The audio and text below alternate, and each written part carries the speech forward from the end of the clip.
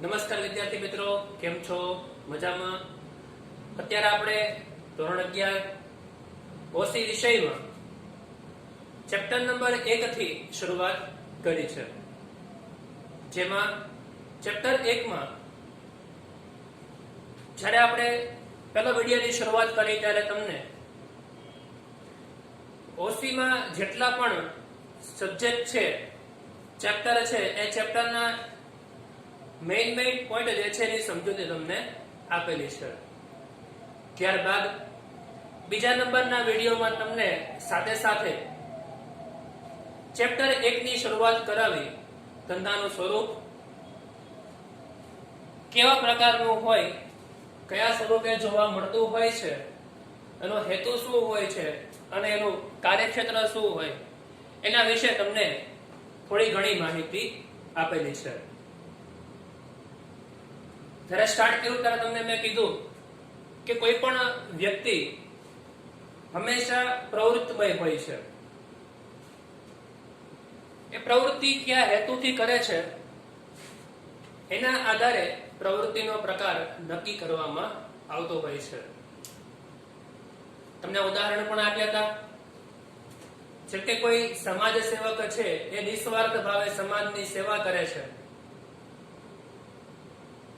કોઈ આકસ્મિક દુર્ઘટના બને છે, તેમાં સમાજનો કોઈ વ્યક્તિ જે છે એ પોતાનું યોગદાન આપે છે.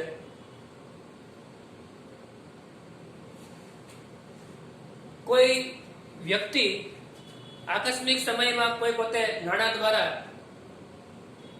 કોઈ ડોનેશન આપે છે.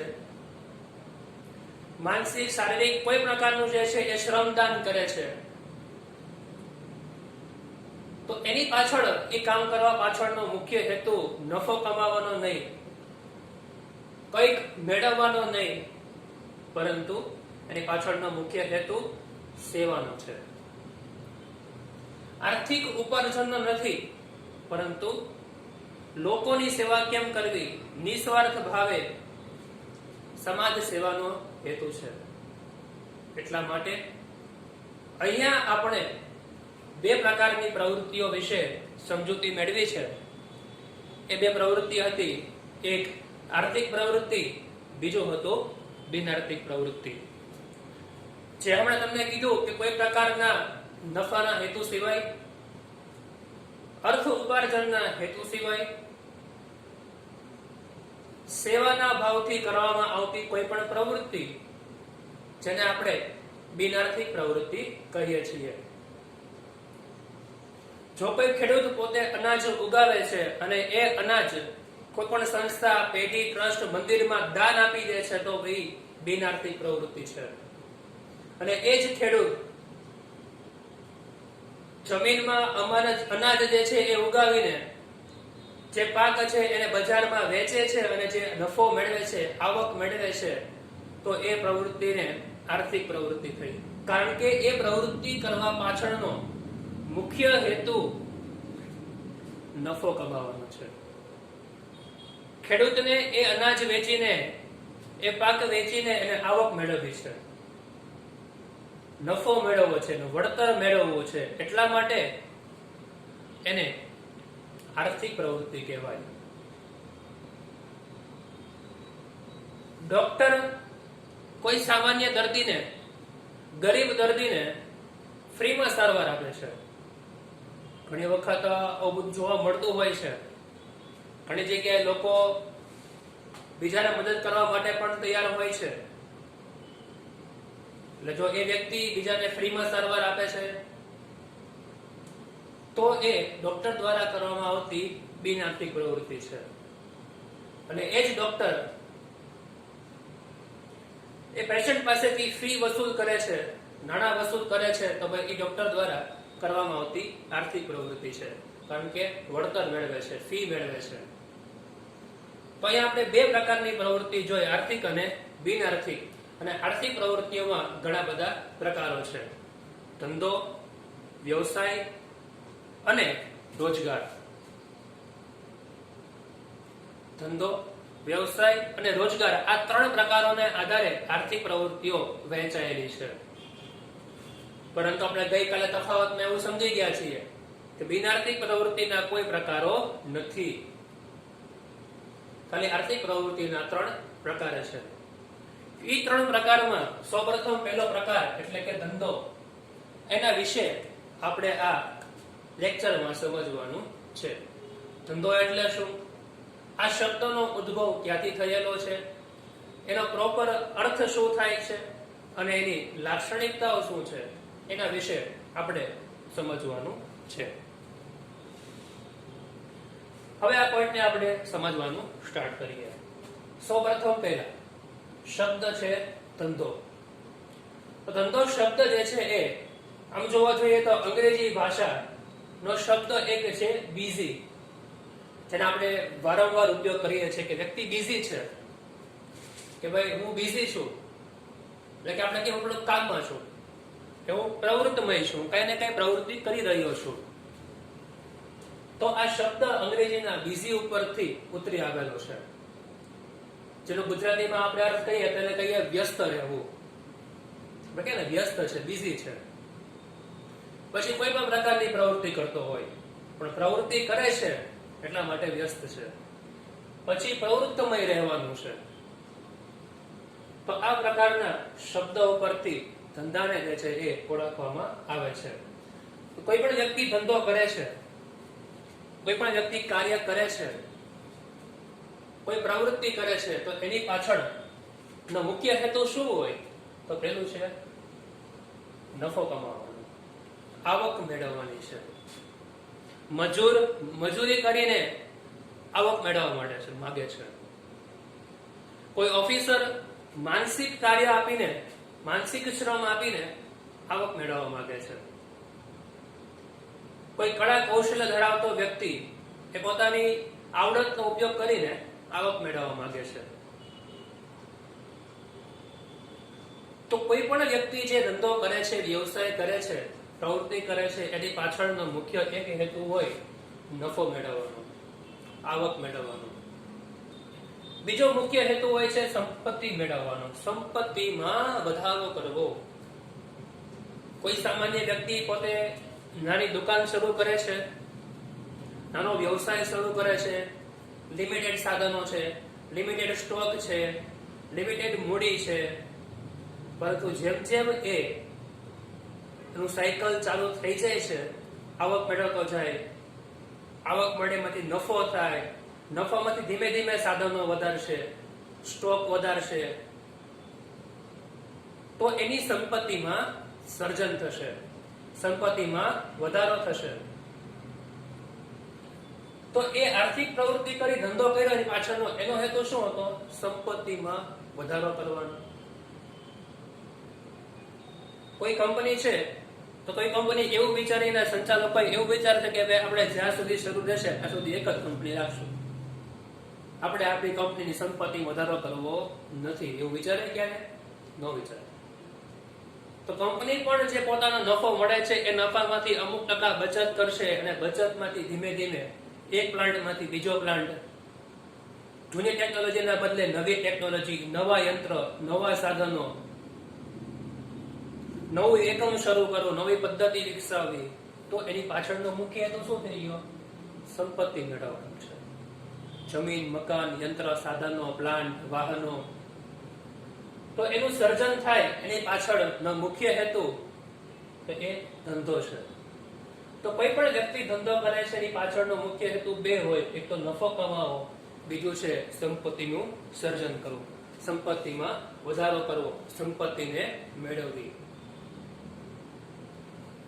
બીજું, આ ધંધો છે એનો કોન્સેપ્ટ ક્યાંથી આવેલો છે?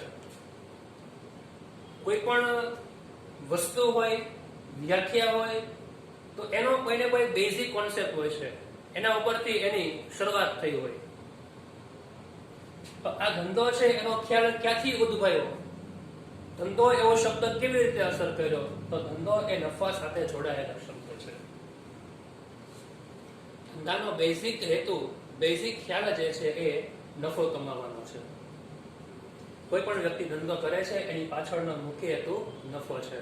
કદાચ કોઈ સેવાકીય પ્રવૃત્તિ કરતી હોય, પણ સેવાકીય પ્રવૃત્તિ કરવા માટે પણ મૂડીની જરૂર પડે, નાણાંની જરૂર પડશે. તો એ સંસ્થા એકમ પણ વધે ઓછે અંશે મૂડી મેળવતી હોય છે અને પછી એમાંથી સેવાકીય પ્રવૃત્તિ કરતી હોય. ભલે એનો નફો ઓછો હોય, અલ્પ પ્રમાણમાં હોય, છતાં પણ નફો તો મેળવવો પડશે. એટલે કોઈ પણ ધંધાનો ખ્યાલ નફા સાથે હંમેશા જોડાયેલો હોય છે. એક સમજવા જેવી વસ્તુ છે, ધંધામાં ખોટ જાય તો પણ આર્થિક પ્રવૃત્તિ કહેવાય એને. જેમ કે ધંધો એ આર્થિક પ્રવૃત્તિ છે, આર્થિક પ્રવૃત્તિનો ભાગ છે. તો આપણે બધા એવું વિચારીએ કે સર નફો થાય છે તો આર્થિક પ્રવૃત્તિ છે, તો ખોટ જાય તો? નફો થાય તો આર્થિક પ્રવૃત્તિ, પણ ખોટ જાય તો ખોટ જાય તો પણ આર્થિક પ્રવૃત્તિ. કારણ કે ધંધામાં બે જ પરિસ્થિતિ હોય, એક પરિસ્થિતિ આવે નફો, બીજી પરિસ્થિતિ આવે ખોટ. અને આ બંને પરિસ્થિતિ હંમેશા અનિશ્ચિત હોય. બરાબર? તો ક્યારેય કંપની જે છે એવું ના હોય દર વર્ષે નફો થશે, દર વર્ષે ખોટ જ થશે. તો નફો અને ખોટનું પ્રમાણ જે છે એ ચાલ્યા રાખશે. એટલે કે આ પરિસ્થિતિ નફો અને ખોટ ઉપર ડિપેન્ડ કરે છે.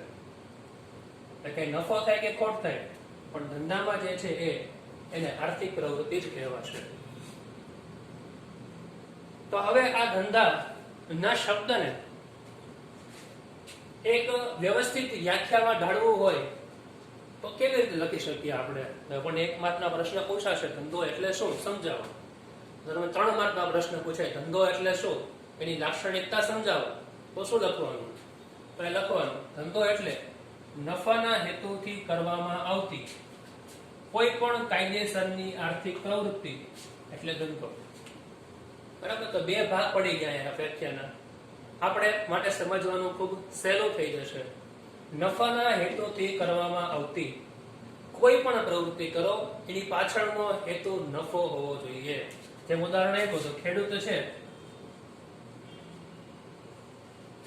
પોતાના પાકને વેચી આવક મેળવે, અને એ જ ખેડૂત પાકને દાનમાં આપે છે. બંને વસ્તુમાં ખેડૂત જે છે પોતાની વસ્તુ આપે છે. એક વસ્તુ આપી એના બદલામાં એને આવક મેળવી, બીજી વસ્તુ આપી તેના બદલામાં આવક મેળવતો નથી.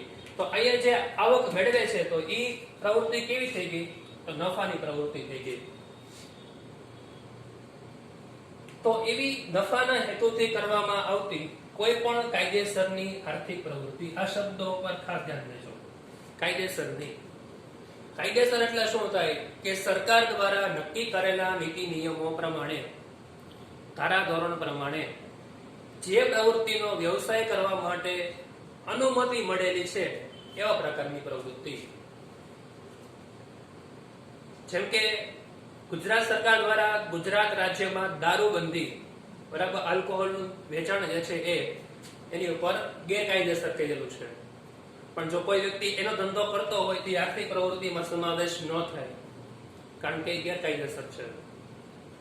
એટલે કે જે રાજ્યમાં, જે દેશમાં, જે પ્રદેશમાં જે વસ્તુ પર પાબંદી છે, જેને ગેરકાયદેસર ગણવામાં આવે છે, ને એવી પ્રવૃત્તિ થાય તો એને આર્થિક પ્રવૃત્તિ ન કહેવાય, એને પ્રવૃત્તિ જ નહીં કહેવાશે, એને ગેરકાયદેસર વસ્તુ જ કહેવાય. પરંતુ કોઈ પણ કાયદેસરની આર્થિક પ્રવૃત્તિ થતી હોય એને ધંધો તરીકે ઓળખવામાં આવે છે. તો નફાના હેતુથી કરવામાં આવતી કોઈ પણ કાયદેસરની આર્થિક પ્રવૃત્તિ એટલે ધંધો.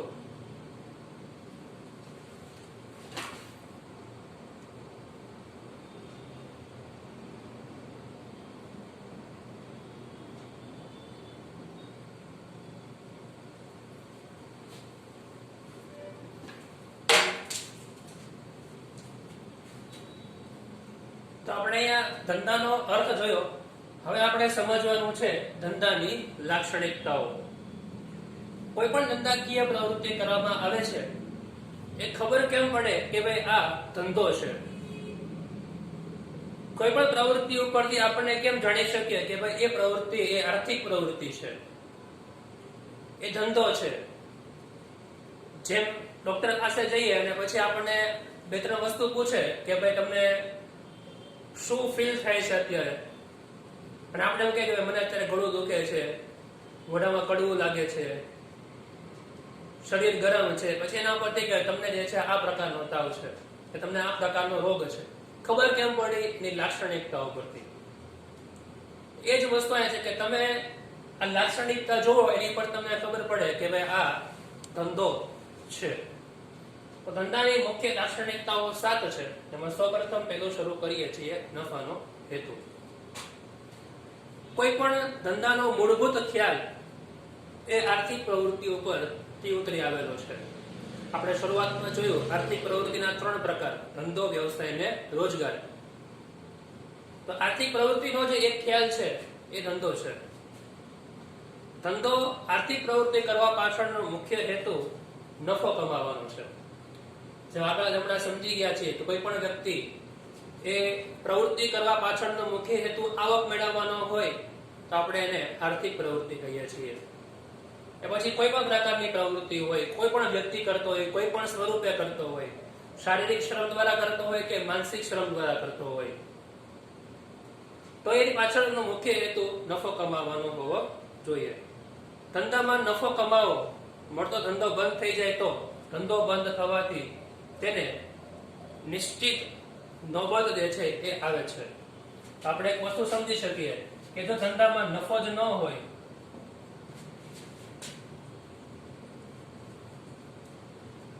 કોઈ પણ વ્યક્તિ જે છે એ ધંધો કરે છે પણ એ નફો થતો નથી તો શું કરવાનું? તમે સમજી શકો છો ને? જો વારંવાર નફો ન થાય ધંધો બંધ કરવો પડે. આપણે છીએ, આપણે કોઈ શોપ લઈને દુકાન લઈને બેઠા હોઈએ, કંપની ચલાવતા હોઈએ, આપણી પોતાની માલિકીની હોય, અને જો નફો થતો જ ન હોય તો શું થાય? ખર્ચનું પ્રમાણ વધી જાય. ખર્ચનું પ્રમાણ વધે દેવાનું પ્રમાણ વધી જાય. દેવાનું પ્રમાણ વધે એટલે આપણે ધંધો ધીમે ધીમે આપણી મિલકત વેચીને બંધ કરવો પડે. તો કોઈ પણ વ્યક્તિ જે છે એ ધંધો વ્યવસાય કરે છે તેના હાર્દમાં મુખ્ય વસ્તુ જે છે એ નફો છે. જો નફો કમાતા હશે તો ધંધો ચાલુ રહેશે. આપણે પણ વિચારતા હશું, આપણે તમારી હજી ઉંમર નાની છે, તમે 12મું ધોરણ પૂરું કરો, કોલેજમાં આવો, પછી તમારી પર જવાબદારી બનશે કે આર્થિક રીતે તમે ધીમે ધીમે સદ્ધર થાવ, તમે આર્થિક રીતે પગભર થાવ. તો અહીંયા એ વસ્તુ મેળવવા માટે આપણે પ્રયત્ન કરવો પડશે. એટલે એમ જ જો ધંધામાં નફો થતો હશે નહીં તો ધંધાની પ્રવૃત્તિ જે છે એ બંધ થઈ જશે. તો ધંધાનું અસ્તિત્વ ચાલુ રાખવા માટે, ધંધો વ્યવસ્થિત ચાલુ રહે એટલા માટે નફો અનિવાર્ય છે. અનિવાર્ય એટલે કે ફરજિયાત છે. નફા વગર ધંધો ચાલી શકે નહીં. એટલે કોઈ પણ પ્રવૃત્તિ કરવા પાછળ એ નફો ખૂબ જરૂરી છે. તો આર્થિક પ્રવૃત્તિ કરવા પાછળ નફો જરૂરી છે. વસ્તુની પડતર કિંમત કરતા વધુ વસ્તુ કિંમતે વેચો તો જ તમને નફો થાય. પડતર કિંમત કરતા વધુ કિંમતે વેચાણ કિંમત હોવી જોઈએ. જેમ કે સપોઝ કે આ વ્હાઇટ બોર્ડ છે, એનું મેન્યુફેક્ચરિંગ આપણે કરીએ છીએ, તો વ્હાઇટ બોર્ડ નું મેન્યુફેક્ચરિંગ કરતા એક વ્હાઇટ બોર્ડ પર પીસ આપણને 1200 રૂપિયા પડતું હોય, આપણી પડતર કિંમત બધો ખર્ચો બાદ કર્યા પછી 1200 રૂપિયા હોય, તો આપણે આનું વેચાણ કેટલી કિંમતે કરવું જોઈએ? 1000 રૂપિયા લેખે, 1200 રૂપિયા લેખે, કે 1500 કે 2000 લેખે? તો આપણે બધા જ કહીએ કે સર 1500 અથવા 2000, બજારમાં જે કિંમત ચાલતી હોય એ પ્રમાણે થઈ જાય. તો તમે 1000 રૂપિયા લેખે તમારા ખોટ જાય, 1200 રૂપિયા લેખે વેચો તમારો કઈ નફો નહીં, નુકસાન. બધી મહેનત પાણીમાં જશે. તમે સેવાકીય પ્રવૃત્તિ કરતા નથી તો તમારે આ વ્હાઇટ બોર્ડ 1200 રૂપિયાનું છે, તમારે 1500 લેખે અથવા 2000 લેખે વેચવું પડે. જે બજારમાં વેચાણ કિંમત ચાલતી હોય એ કિંમત તમારે વેચવું પડે તો તમને નફો થયો. એટલે નફો કમાવા માટે તમારે પડતર કિંમત કરતા તમારી વેચાણ કિંમત વધુ રાખવી પડે તો નફો થાય. નફો થશે તો એકમ જે છે એ ચાલશે. જો નફો નહીં થાય તો એકમ બંધ થઈ જશે. એટલા માટે નફો જરૂરી છે. નફો એટલે ધંધાની કાર્યક્ષમતા પર નફાના માપદંડ નક્કી કરી શકાય છે. ધંધાની કાર્યક્ષમતાનું માપદંડ. માપદંડ એટલે કે એક નિશ્ચિત કરેલો અંક. કોઈ પણ ધંધાકીય પ્રવૃત્તિ એ એકમ કેટલું સફળ છે એનો આધાર કેના ઉપર હોય? નફા ઉપર. આપણે જોઈએ છીએ, આપણે એમ કહીએ કે ભારતના સૌથી ધનાઢ્ય વ્યક્તિ કોણ? આપણે પહેલું નામ બોલીએ મુકેશભાઈ અંબાણી. શા માટે? કારણ કે નફો વધારે કરે છે. ધનાઢ્ય વ્યક્તિનું આપણે નામ લઈએ એની પાછળનું મુખ્ય કારણ એક જ છે, એની સંપત્તિ વધારે છે, નફો વધારે છે, એની આવક વધારે છે. તો એની એકમની કાર્યક્ષમતાનું માપદંડ આપણે નફા ઉપર ડિપેન્ડ છે. આમ ધંધાની પારાશીશી પણ આપણે એને કહી શકીએ છીએ. ઓવરઓલ કહેવા જઈએ તો નફો કરવા પાછળનો મુખ્ય હેતુ નફો કમાવાનો છે. એટલા માટે ધંધાનો મુખ્ય પરિલાક્ષણિકતા છે નફાનો હેતુ.